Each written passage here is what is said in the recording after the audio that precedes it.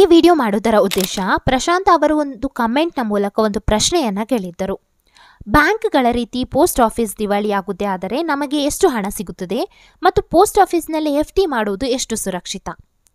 ಈಗ post office safe ಇದೆಯಾ ಅಥವಾ ಬ್ಯಾಂಕ್ ಹೆಚ್ಚು ಸೇಫ್ ಇದೆಯಾ ಅನ್ನೋದನ್ನು ನೋಡೋದಾದರೆ ಇಲ್ಲಿ ಬ್ಯಾಂಕ್ಗಿಂತ ಪೋಸ್ಟ್ ಆಫೀಸ್ ಹೆಚ್ಚು ಸುರಕ್ಷಿತ. ಏಕೆಂದರೆ ಎಲ್ಲ ಬ್ಯಾಂಕುಗಳು RBI ರಿಸರ್ವ್ ಬ್ಯಾಂಕ್ ಆಫ್ ಇಂಡಿಯಾದ ಅಂಡರಲ್ಲಿ ಬರುತ್ತದೆ. ಒಂದು ವೇಳೆ ಬ್ಯಾಂಕ್ ದಿವಾಳಿಯಾದರೆ ಕೇವಲ 5 ಲಕ್ಷ ಹಣ ಮಾತ್ರ ಸಿಗುತ್ತದೆ. ನೀವು ಬ್ಯಾಂಕ್ನಲ್ಲಿ 10 ಲಕ್ಷ ಹಣವನ್ನು ಇಟ್ಟಿದ್ದರೂ ಕೂಡ ನಿಮಗೆ ಕೇವಲ 5 ಲಕ್ಷ ಮಾತ್ರ ಸಿಗುತ್ತದೆ. ಇನ್ನು ಪೋಸ್ಟ್ ಆಫೀಸ್ನಲ್ಲಿ ಎಷ್ಟು ಹಣ ಇಟ್ಟಿದ್ದರೂ ಕೂಡ ಅದು 100% ಸೇಫ್, ಏಕೆಂದರೆ ಪೋಸ್ಟ್ ಆಫೀಸ್ ಭಾರತ ಸರ್ಕಾರದ ಅಂಡರಲ್ಲಿ ಬರುತ್ತದೆ. ಇನ್ನು ಪೋಸ್ಟ್ ಆಫೀಸ್ನ FD ಬಗ್ಗೆ ನೋಡುವುದಾದರೆ ಪೋಸ್ಟ್ ಆಫೀಸ್ ಮತ್ತು ಬ್ಯಾಂಕ್ನ FD ಹೆಚ್ಚು ಕಡಿಮೆ ಒಂದೇ ರೀತಿಯದಾಗಿರುತ್ತದೆ. ಫಿಕ್ಸ್ಡ್ ಡೆಪಾಸಿಟನ್ನು ಟೈಮ್ ಡೆಪಾಸಿಟ್ ಎಂದು ಕೂಡ ಕರೆಯಲಾಗುತ್ತದೆ. ಫಿಕ್ಸ್ಡ್ ಡೆಪಾಸಿಟ್ನಲ್ಲಿ ಕೇವಲ ಒಂದು ಬಾರಿ ಹಣವನ್ನು ಡೆಪಾಸಿಟ್ ಮಾಡಬೇಕು. ನಂತರ ಡೆಪಾಸಿಟ್ ಮಾಡಿದ ಹಣದ ಮೇಲೆ ಇಂಟ್ರೆಸ್ಟ್ ಕ್ಯಾಲ್ಕುಲೇಟ್ ಆಗುತ್ತದೆ. ಇಂಟ್ರೆಸ್ಟ್ ಹಣವು ನಿಮ್ಮ ಸೇವಿಂಗ್ ಅಕೌಂಟಿಗೆ ಕ್ರೆಡಿಟ್ ಆಗುತ್ತಾ ಹೋಗುತ್ತದೆ. ಇನ್ನು ಪೋಸ್ಟ್ ಆಫೀಸ್ನಲ್ಲಿ ಅಕೌಂಟ್ ಓಪನ್ ಮಾಡಲು ಯಾವುದೇ ಏಜ್ ಲಿಮಿಟ್ ಇರುವುದಿಲ್ಲ. ಯಾರು ಬೇಕಾದರೂ ಕೂಡ ಅಕೌಂಟನ್ನು ಓಪನ್ ಮಾಡಬಹುದಾಗಿರುತ್ತದೆ. ಸಿಂಗಲ್ ಅಕೌಂಟ್ ಅಥವಾ ಜಾಯಿಂಟ್ ಅಕೌಂಟ್ ಆಗಿ ಓಪನ್ ಮಾಡಬಹುದು. ಮೈನರ್ನ ಹೆಸರಿನಲ್ಲಿ ಅಂದರೆ 10 ವರ್ಷಕ್ಕಿಂತ ಕೆಳಗಿನ ಮಕ್ಕಳ ಹೆಸರಿನಲ್ಲಿ ಪೋಷಕರು ಅಕೌಂಟನ್ನು ಓಪನ್ ಮಾಡಬಹುದು. 10 ವರ್ಷದ ಮೇಲಿರುವ ಮಕ್ಕಳು ತಮ್ಮದೇ ಹೆಸರಿನಲ್ಲಿ ಅಕೌಂಟನ್ನು ಓಪನ್ ಮಾಡಬಹುದಾಗಿರುತ್ತದೆ. ಇನ್ನು ಅಕೌಂಟ್ ಟೈಪ್ ಇಲ್ಲಿ 1, 2, 3 ಹಾಗೆ 5 ವರ್ಷದ FD ಅಕೌಂಟನ್ನು ಓಪನ್ ಮಾಡಬಹುದು. ಎಷ್ಟು ಹಣವನ್ನು ಡೆಪಾಸಿಟ್ ಮಾಡಬಹುದು? ಮಿನಿಮಮ್ 1000 ರೂಪಾಯಿ ಅಥವಾ ಮಲ್ಟಿಪಲ್ ಆಫ್ 100. ಇಲ್ಲಿ ಯಾವುದೇ ಮ್ಯಾಕ್ಸಿಮಮ್ ಹಣದ ಲಿಮಿಟ್ ಇರುವುದಿಲ್ಲ. ನೀವು ಎಷ್ಟು ಬೇಕಾದರೂ ಹಣವನ್ನು ಇನ್ವೆಸ್ಟ್ ಮಾಡಬಹುದು. ಇನ್ನು ಇಲ್ಲಿ ಸಿಗುವ ಬಡ್ಡಿಯ ಬಗ್ಗೆ ನೋಡುವುದಾದರೆ ಇಲ್ಲಿ ಕ್ವಾರ್ಟರ್ಲಿ ಇಂಟ್ರೆಸ್ಟ್ ರೇಟ್ ಫಿಕ್ಸ್ ಆಗುತ್ತದೆ. ಜಾನ್ 25ರಿಂದ ಮಾರ್ಚ್ 25ರವರೆಗೆ 6.9%ನಿಂದ 7.5% ಇಂಟ್ರೆಸ್ಟ್ ಸಿಗಲಿದೆ. ಇಂಟ್ರೆಸ್ಟ್ ಹಣವು ಆನ್ಯುವಲಿ ಕ್ಯಾಲ್ಕುಲೇಟ್ ಆಗುತ್ತದೆ ಮತ್ತು ನಿಮಗೆ ಸಿಕ್ಕಿರುವ ಇಂಟ್ರೆಸ್ಟ್ ಹಣವನ್ನು ನೀವು ನಿಮ್ಮ ಸೇವಿಂಗ್ ಅಕೌಂಟ್ ಅಥವಾ ಅಪ್ಲಿಕೇಶನ್ನಲ್ಲಿ ಯಾವ ಅಕೌಂಟ್ ಮೆನ್ಷನ್ ಮಾಡಿರುತ್ತೀರೋ ಆ ಅಕೌಂಟಿಗೆ ಕ್ರೆಡಿಟನ್ನು ಮಾಡಿಕೊಳ್ಳಬಹುದು. ಇನ್ನು ಟ್ಯಾಕ್ಸ್ ಬೆನಿಫಿಟ್ ಕೂಡ ಸಿಗುತ್ತದೆ. ನೀವು 5 ವರ್ಷದ TD ಟೈಮ್ ಡೆಪಾಸಿಟ್ ಮಾಡಿದ್ದಲ್ಲಿ 80C ಅಡಿಯಲ್ಲಿ ಟ್ಯಾಕ್ಸ್ ಬೆನಿಫಿಟನ್ನು ಪಡೆಯಬಹುದು.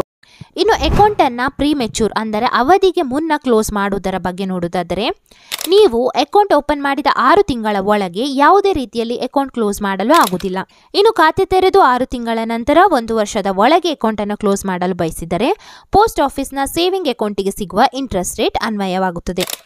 ಇನ್ನು ಅಕೌಂಟ್ ಓಪನ್ ಮಾಡಿದ 2, 3 ಮತ್ತು 5 ವರ್ಷದ ಖಾತೆಯನ್ನು 1 ವರ್ಷದ ನಂತರ ಅಥವಾ ಅವಧಿ ಪೂರ್ವವಾಗಿ ಕ್ಲೋಸ್ ಮಾಡಲು ಬಯಸಿದರೆ ಪೂರ್ಣಗೊಂಡ ವರ್ಷಕ್ಕೆ FDನ ಇಂಟ್ರೆಸ್ಟ್ ರೇಟ್ನ ಮೇಲೆ 2% ಕಡಿಮೆ ಬಡ್ಡಿಯನ್ನು ಲೆಕ್ಕ ಹಾಕಲಾಗುತ್ತದೆ.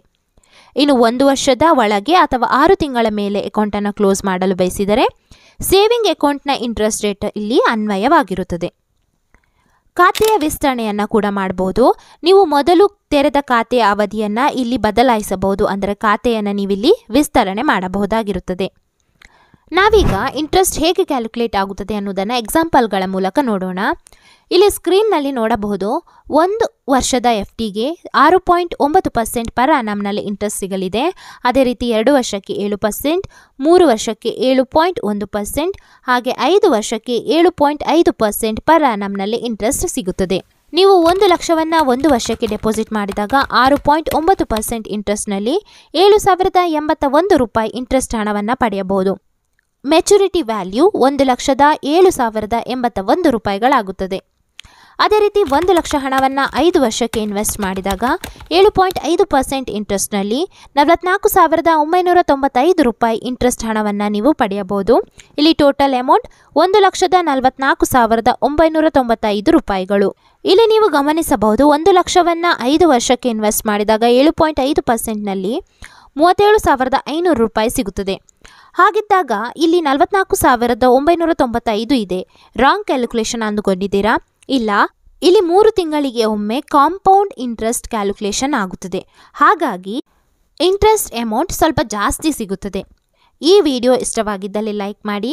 ನಿಮಗೇನಾದರೂ ಪ್ರಶ್ನೆಗಳಿದ್ದರೆ ಅಥವಾ ನಾವು ಹೇಳಿದ್ದರಲ್ಲಿ ಏನಾದರೂ ಮಿಸ್ ಆಗಿದ್ದರೆ ಕಮೆಂಟ್ನಲ್ಲಿ ತಿಳಿಸಿ. ಹಾಗೆ ಚಾನಲನ್ನು ಸಬ್ಸ್ಕ್ರೈಬ್ ಮಾಡಿ. ಮತ್ತೆ ಹೊಸ ಮಾಹಿತಿಯೊಂದಿಗೆ ಸಿಗೋಣ. ಧನ್ಯವಾದಗಳು.